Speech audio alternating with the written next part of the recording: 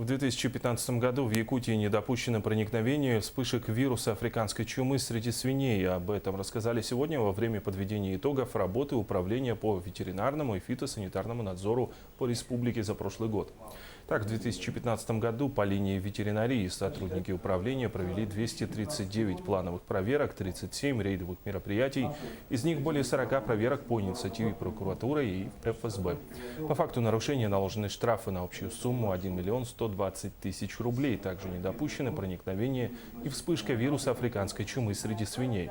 Не зафиксировано и вспышек других болезней среди животных. По части фитосанитарии выявлено около 100 правонарушений. В сфере земельного надзора выявлено 16 несанкционированных свалок. План мониторинга, пищевого мониторинга отделом был выполнен в полном объеме.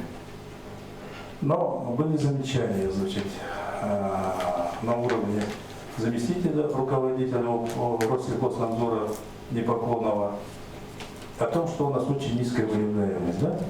У нас проводятся плановые проверки департамента ветеринарии, дважды в год. В прошлом году было 2 проверки.